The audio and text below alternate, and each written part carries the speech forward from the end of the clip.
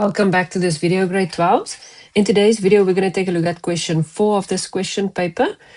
They tell us that sketched are the graphs f of x, which is a cos graph, and then g of x, which is a sin graph, and they've drawn the graphs between 0 and 210 on the x-axis. So the first thing that I would want to do is maybe color code my equations with the same colors as the graphs down below, and then the red one is g of x, and we can see that because they mark the graphs for us over there. So the first question says give the amplitude of f. So you can either see what the amplitude would be, or you can calculate it if you want to be a bit safer. So to calculate the amplitude, you can say a half of the maximum point minus the minimum point.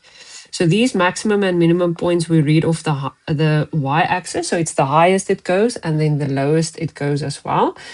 So this is for the graph of f, and we can see that the maximum point it reaches is 1 at the top, and then the lowest point it reaches is -1 here at the bottom.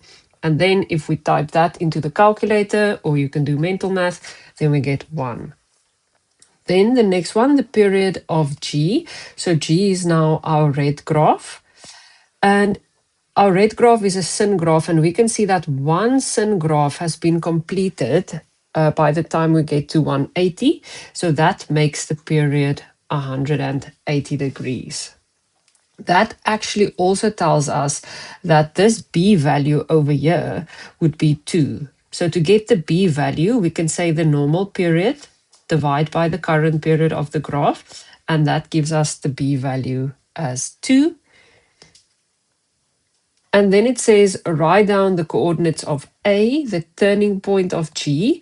So usually for a sin graph, the turning point lies at 90 and 1. But now because we are drawing two graphs, it means all of the x values can then also divide by 2, making A 45 and 1.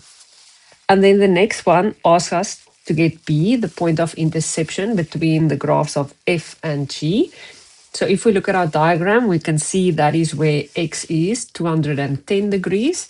So I would just go and substitute this into my equation. So I already know that there's going to be 2 of the angle size, or in this case, the x-axis value. And then if you sub this into the calculator, then you will get square root 3 over 2.